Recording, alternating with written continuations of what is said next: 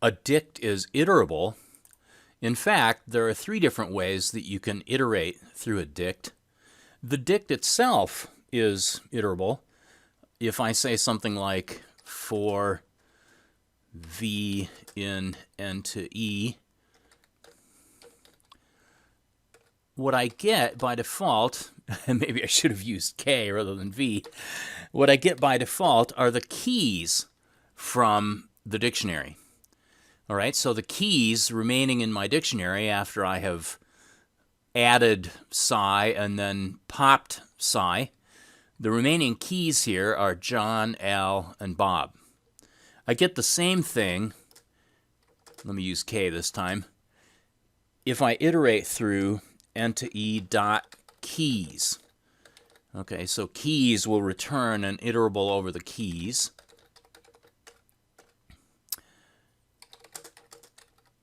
N to e dot values gives me an iterable over the values associated with those keys. And these will come out in the same order as the keys did. So I get John's email address, Al's email address, Bob's email address. And then finally, if I iterate over, let me just say item here, in n to e dot items, I will get back each item from the dictionary, where each item is a key value pair. And in fact, what I get back from this is a tuple representing each key value pair. So if I say print item, I get a tuple representing the key John and the value J. Austin and Andrew, then another tuple with the key Al and the email address Al at Alcorp, and then finally a third tuple, Bob and bassoc.com. Since these are tuples, and recall that we have sequence unpacking, I can also say something like for k comma v in n to e dot items to have the key stored in the variable k and the associated value is stored in the variable v. Print key k value v.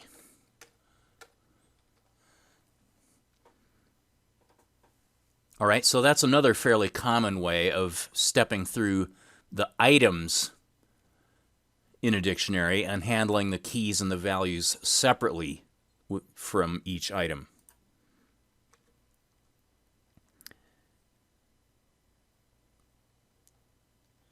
These iterables are themselves objects. So n to e dot keys is a dictionary keys object. N to e dot values is a dictionary values object. If I create a variable, let me call it n to ek, referring to n to e dot keys, then I can use n to ek as a shorthand, if you will, for that n to e dot keys object. If I say for k in n to ek,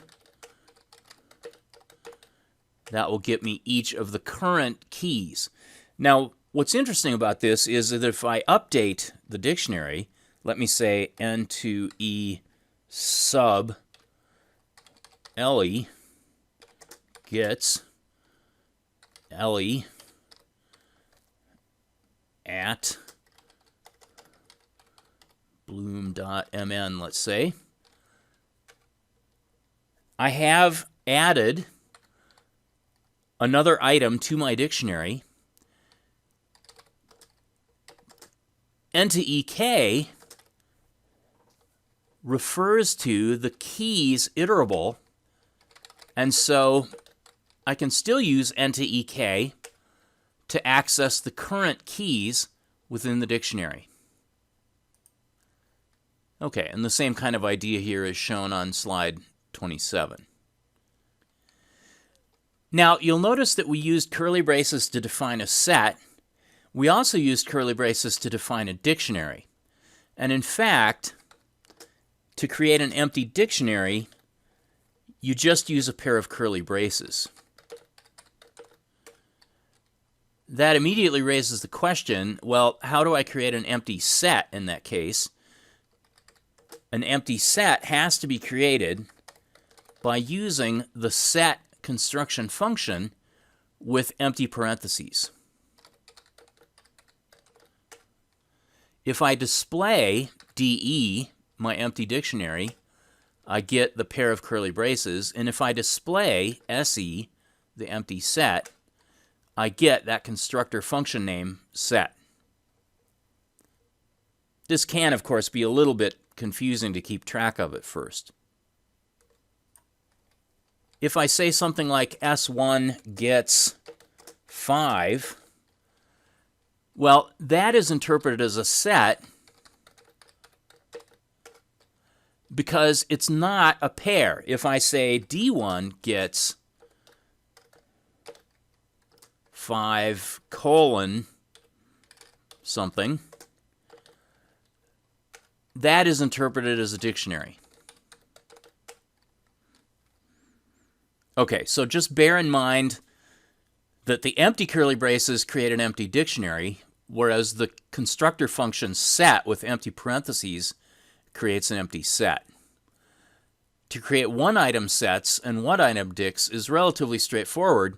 You simply have to remember that for the dictionary, you have to specify a key and a colon and a value to get your one-item dictionary. Dictionaries and sets are not sequences like lists, strings, tuples, and the range function are. So you cannot do slices with sets of dictionaries. The next topic we're going to take a look at is conversions among the low-level data types. Pretty much anything can be converted to a string by applying str as a conversion function. In fact, when you call the print function and you say, an int and a float and a stir and a bool, let's say, the way the print function is able to display all of those different types without any trouble is that the print function automatically invokes the stir conversion function on each one of its arguments first, and then simply prints each of those things as a string. Okay, so none, we know the shell will not display by default, but if I convert none to a stir, then the shell will display the stir containing NONE. Likewise, if I convert 5 to a stir, I get a string containing a 5. If I convert a floating point number, here we're doing 12.354, I guess my typing was off there, times 10 to the 8th. Well, in this case, the stir conversion doesn't just arbitrarily put quotes around that. The stir conversion discovers that that's a reasonable floating point value to display without an exponent, and so what I get is a non-exponented version of that floating point value as a string.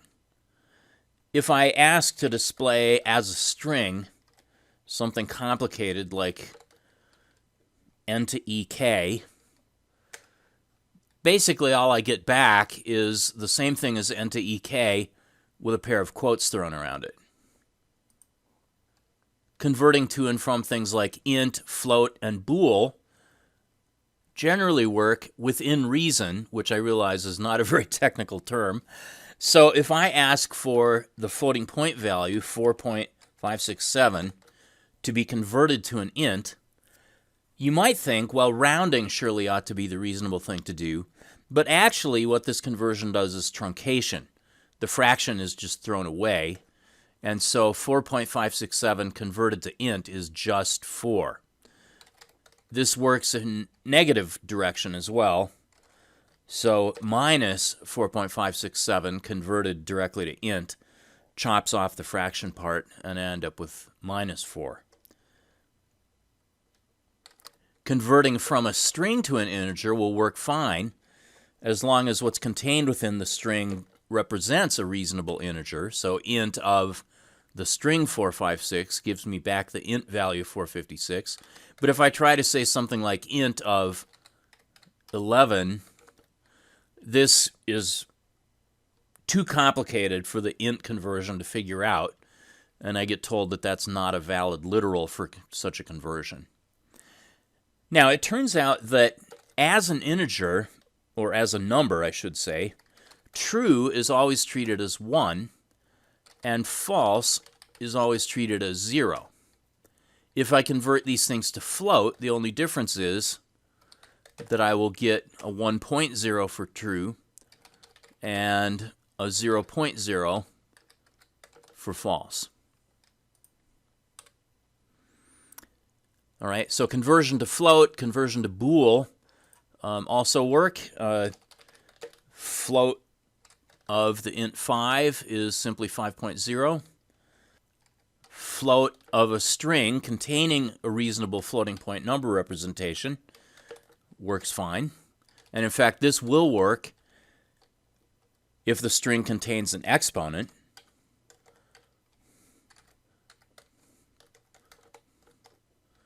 If I could type, here we go. Okay, so that works fine. But there is a limit to float's cleverness. If I say float of the string 1 over 3, well, float is not quite that smart, and it just tells me that it doesn't know what to do with that string literal. As far as Boolean conversions, it turns out that anything that is 0 or empty is considered to be false.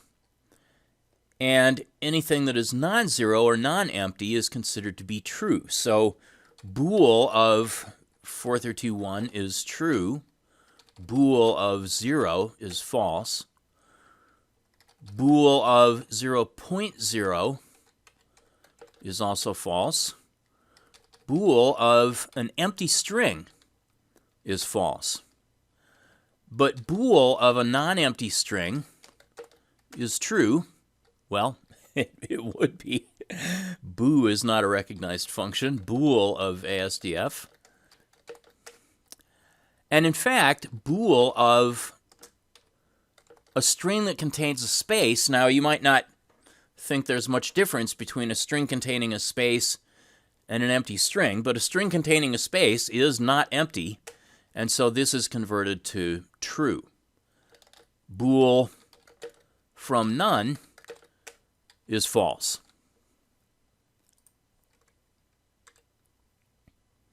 All right, so that takes care of conversion operations.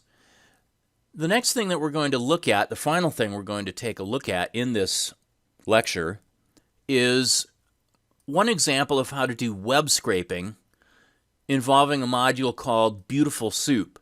Now, there are several different web scraping tools available, some of which work in a more sophisticated and simpler way. Beautiful Soup is one of the original and still very powerful and flexible modules, and it's the only one that we're going to look at in detail. Okay, so what's involved in scraping a website? Well, the first thing we have to do is to open a connection to the particular web page by specifying the URL for that web page. Then what we're going to do is to download the source, that is the text representation of that web page, and convert that source into a Beautiful Soup object. Beautiful Soup, it turns out, is aware of the structure of HTML documents. So once we have this Beautiful Soup object representing the HTML web page, we can then store this in a file, look at this file using an editor for various HTML tags, and after poking around in that file using an ordinary editor, we can hopefully figure out which tags are important and how we can use those tags to parse out the information that we want from the beautiful soup object. All right, so here we have an example program that I have posted online named bsoup1.py. Let me open that file. Okay, so here is this file, and it's quite long.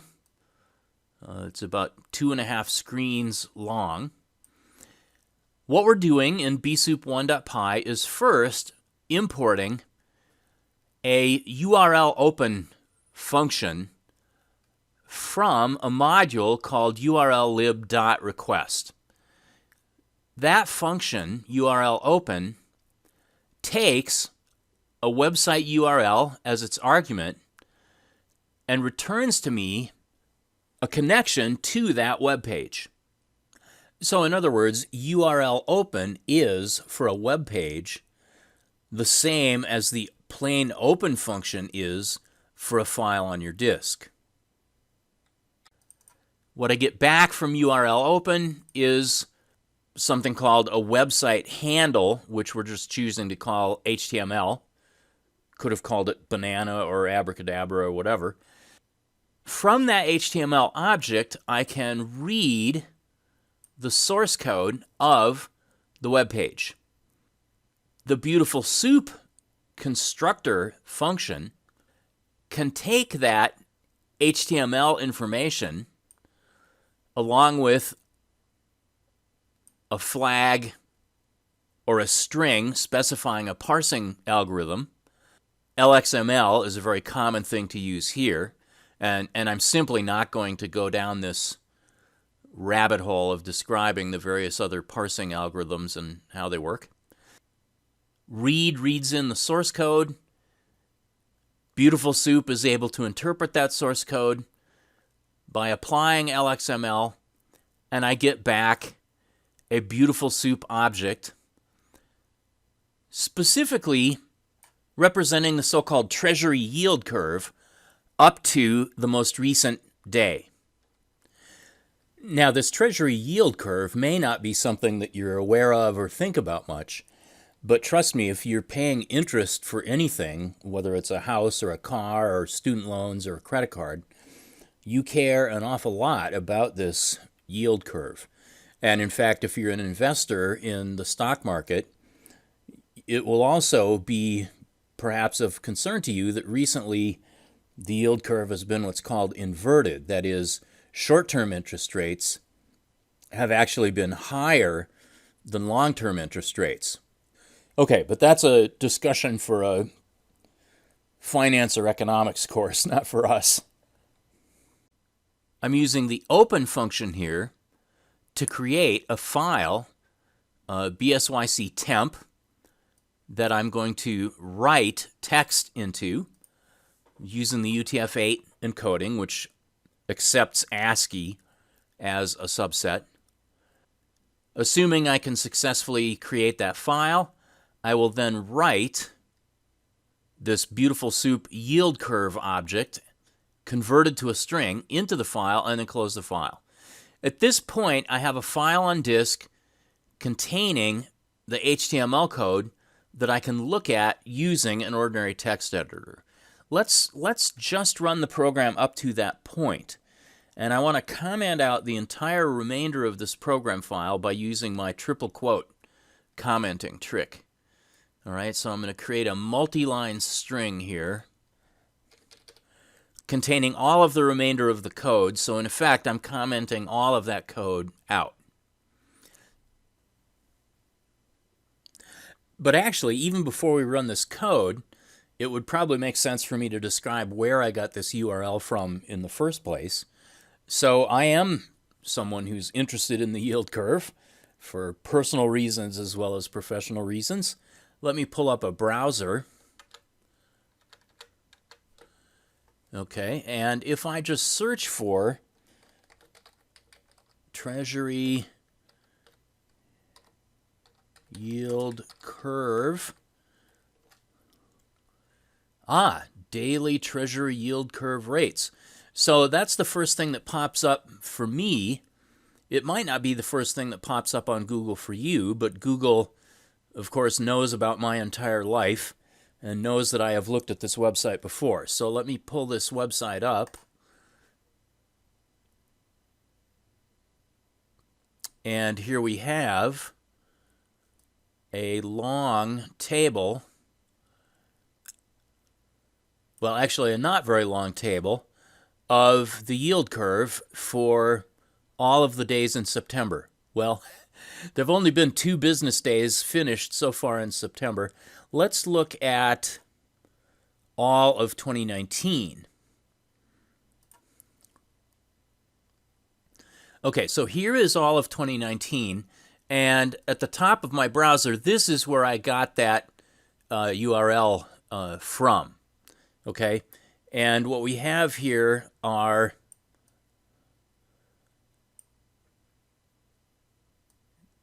interest rates for various Treasury security maturities, ranging from 1-month Treasury bills all the way out to 30-year bonds for every business day in 2019 so far. So January 2nd was the first business day, and this goes all the way through yesterday at the time that I'm currently recording this. Okay, so this is a table of information that if I'm doing economic analysis or financial analysis, I might really like to have access to from within a Python program. I've scooted the top of my browser down a little bit so that you can see the URL. So let's run just the first part of this program. I'll press F5. And I forgot to save it apparently, so let me, I know, I added those triple quotes. So let me click OK to save this, and then it will be executed. And poof, it executes pretty quickly. I get no output on the screen because I didn't ask for any output on the screen. All of the output that was produced here was written into this output file. Beautiful soup yield curve temp.txt. That file now I want to look at with an ordinary text editor. I'm going to pull up something called a Cygwin Terminal. This is a Linux-like terminal that I happen to have available installed on my Windows machine. All right, so here is my Linux-like terminal.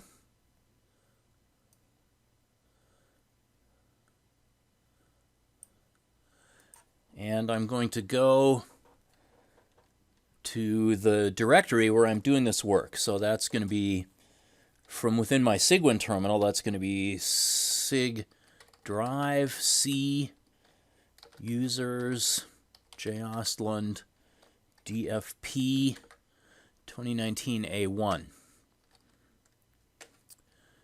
And here is my code file for my Python program, and here is the data file that was just created. So let me edit that data file with VI.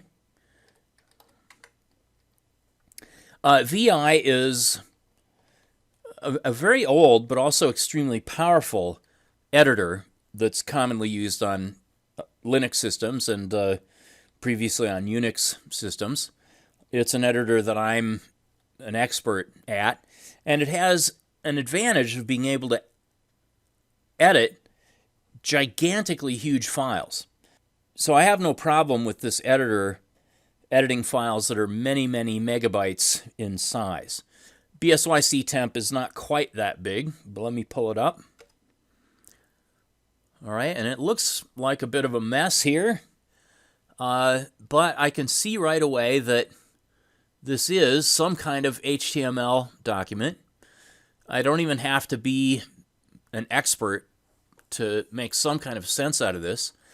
Google is my buddy as far as figuring out what this notation means. This is encouraging. It is something to do with daily yield curves. Let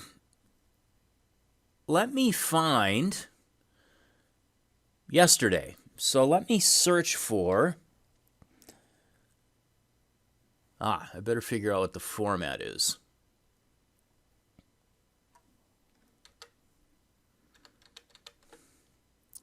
Okay, so the format is month, day, year, where month, day, and year are each 2-digit numbers. So let me search for September 4th of 2019. Now, I'm jumping ahead of the game a little bit here, but these dots in here are what are called regular expression characters that allow me to match any characters. And the reason I'm throwing these dots in here is because in VI, in order to do a search, I have to use the slash. It's awkward in VI to search for a pattern that has slashes in it, and the date here, 09/04/19, does have slashes in it. So instead of typing slashes, I've typed the dot character here.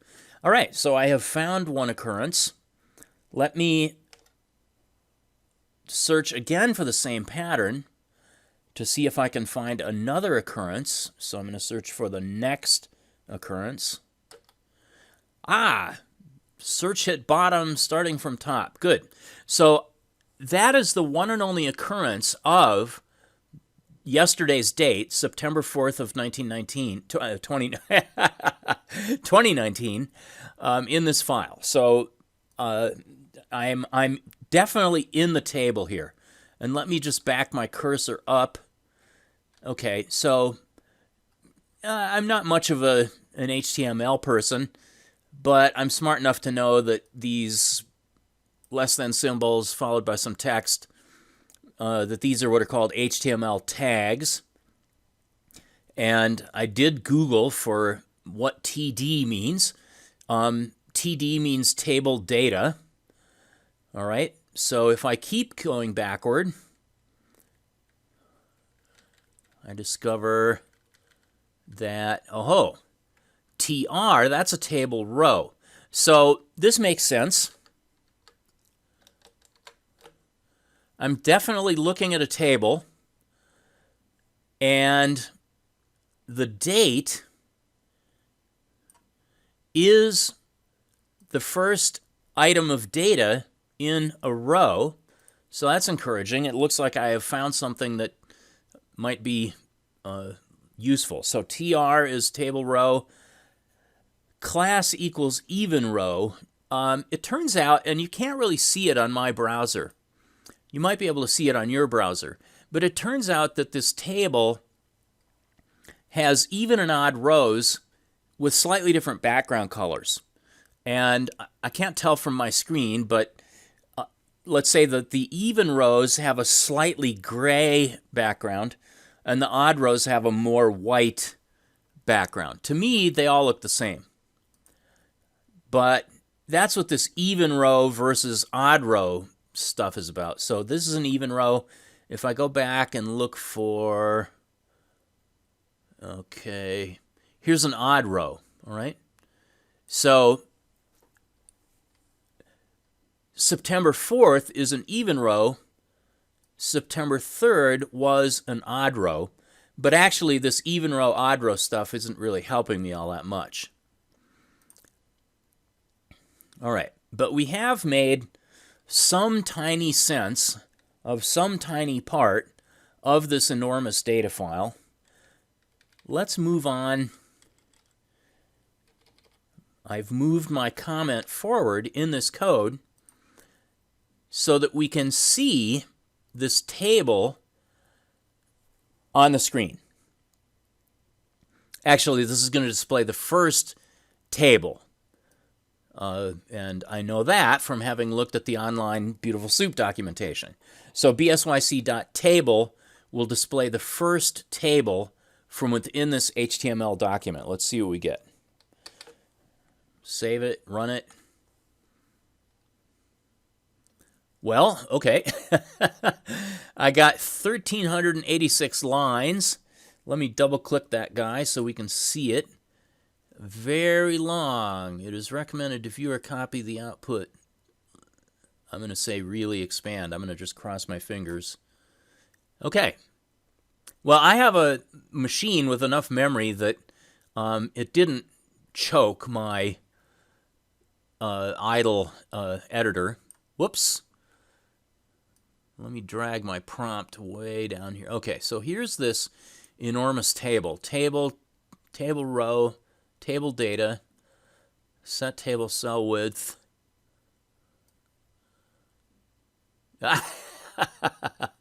It's hard to wrestle with this thing. And this looks like, okay.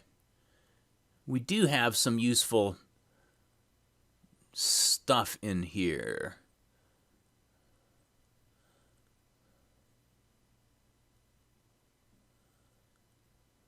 Option value.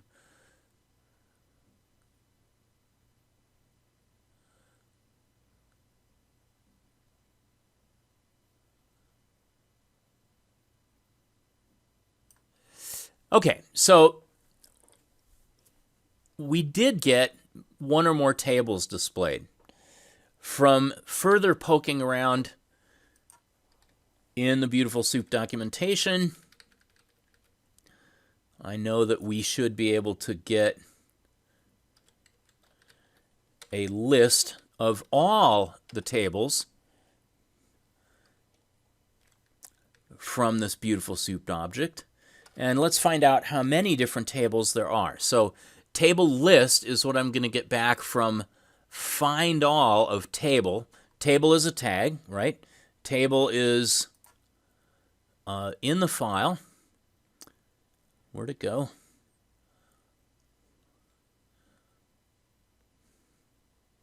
Oh, I'm sorry. These are all table rows. The table tag itself is way, way up above. So let me search for the most recent table. There we go. Tag. All right, so here's our table tag saying class T-chart. Let me go back where we came from down to the bottom of the table, which is September 4th.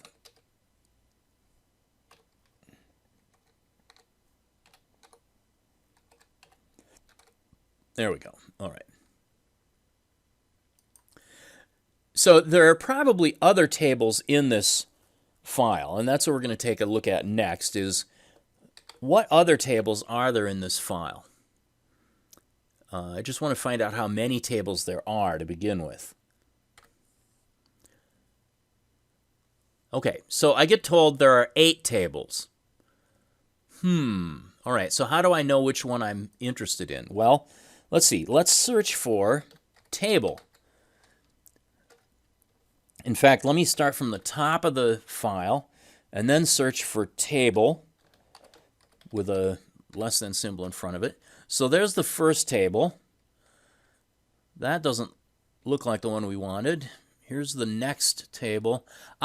This is the one that says class T-chart, and I remember that we saw a T-chart when we looked back. And this looks encouraging. So here's January 2nd. Here are these column headers, date, 1 month, 2 months. You'll notice that this is not a really tidy process. You do have to, poke around in here and just figure stuff out. Let me see if there's some other table that has the same information. Actually, I know there can't be because I only found one occurrence of September 4th of 1919. But let me look for the next table. Here's another table that looks like it just has formatting stuff. More formatting stuff. More formatting stuff. Stuff.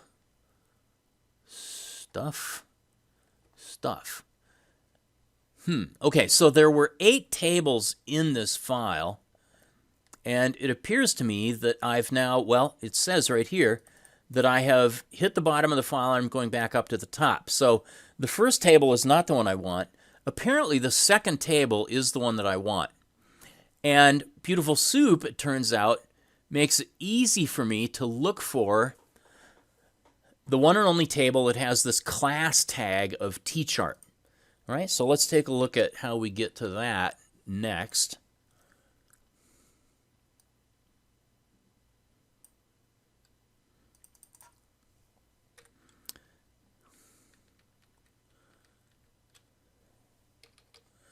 Okay, so we found out that there were 8 tables here. Now, I looked at the 8 tables in my VI editor. You could have chosen to look at the beginnings of each of these 8 tables right from within the Python program itself. So table list is a list of all 8 of the tables, and I can loop through each of those table lists and just print out the first 50 characters from each of the tables. Now, stir is going to take the current table and convert that into a long string. What I'm doing here is I'm asking for a slice of just the first 50 characters of each of those tables. As we know from using the editor, there's only one table that has the tchart string in it. And instead of doing a find all for every table, I can limit my find all by saying find all table, but notice here I'm specifying a dictionary only where class is equal to tchart. All right, so let's see what we got there. I'm going to save my file and press F5. Here we go. So there are 8 tables. Here are the first 50 characters from each of those 8 tables. By using my editor, I realized that the data that I'm interested in is in this table that has class equal to tchart. And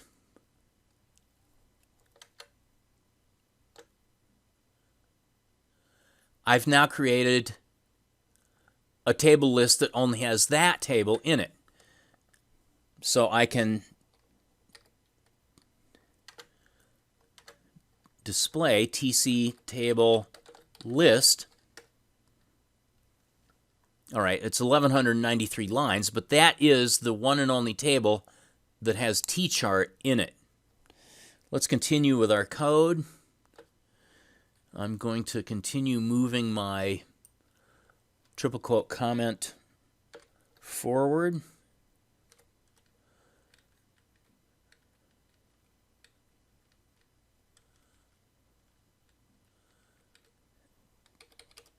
Okay, so how many tchart tables are there? There'd better only be one tchart table.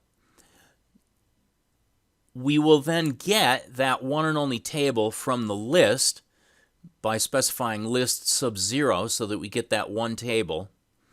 And then we want to take a look at the children of the table. Okay, the table is going to be composed of rows, and the rows in turn are going to be composed of data cells. So we've got TRs. We've also got some headers, which are these TH things. These THs are headers. And then we've got TDs, which are table data. All right, so let's run this guy now. Okay.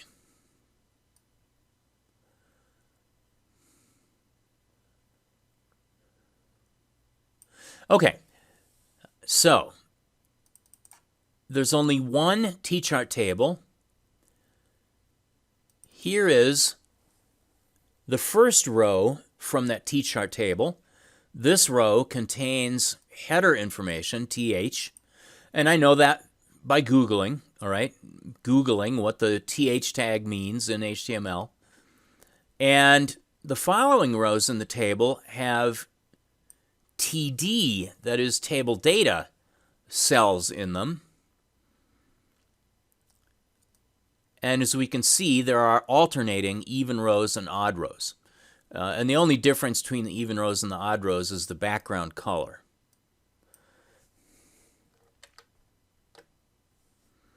Okay, so I looked at each child of the table, which were the rows of the table, and I then looked at just the first 50 characters of each child. Okay. Well, so since each row has multiple children, let's look at each child of the table and at each child of each child, okay? So now we're looking at the cells in the individual rows. Oops. I forgot to move down my triple double quote. So let me move my triple double quote down here. Okay. So we're going to look at the children of the table, which are the rows, and the children of the children, which are the cells in each of the rows. And now I'll run this. Now we have stuff. It's a lot of stuff.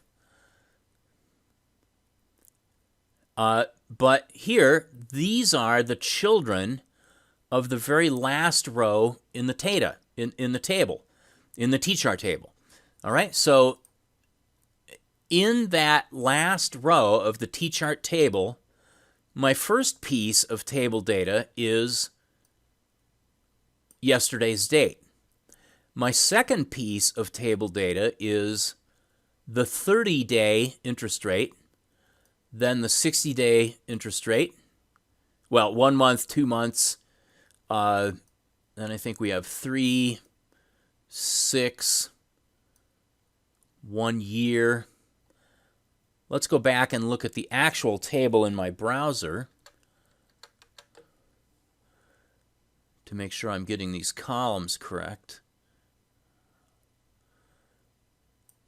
Yeah, so 1 month, 2 month, 3 month, 6 month, 1, 2, 3, 5, 7, 10 years, and then 20 and 30 years.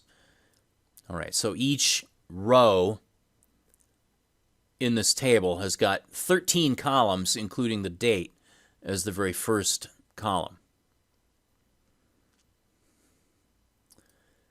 Okay, so that is some very nice data to have to be able to analyze.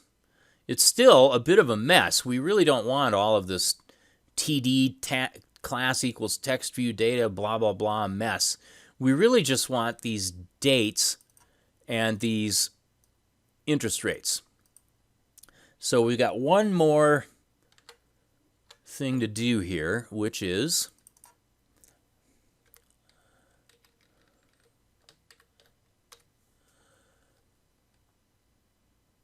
for each child of the table, which is the rows, and for each child within each row, which is the table data, let's just access the contents of the table data. Now, the contents is just this part. Okay, so the whole table data cell is this whole mess, but the contents is just this thing, and that thing is going to be presented to me as a list of one value. So we're finally done. Let's save this and run it.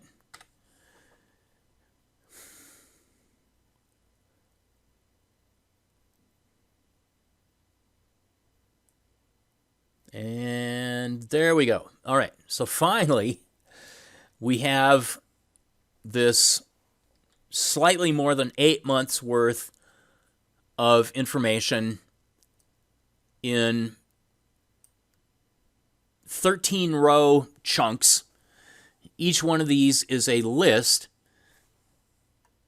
The first column in each row in this table is a string representing the date, and then the remaining columns are strings representing the floating point interest rates. Okay, so that is as far as we're going to take this web scraping. And part of your job now will be to continue transformatting these one-item lists of strings into tables of dates and floating point interest rate values. And that is really it. These final couple of slides repeat things that I have said verbally. We found the row representing yesterday, in my case, 0904 of 2019. In the example here, we're looking for 0801, but it doesn't really matter. Displaying parts of the table. And finally, keep working our way down to the individual contents of each cell in this table. Okay, so that is the end of that. And we've now made it through both halves of the Week 2 lecture.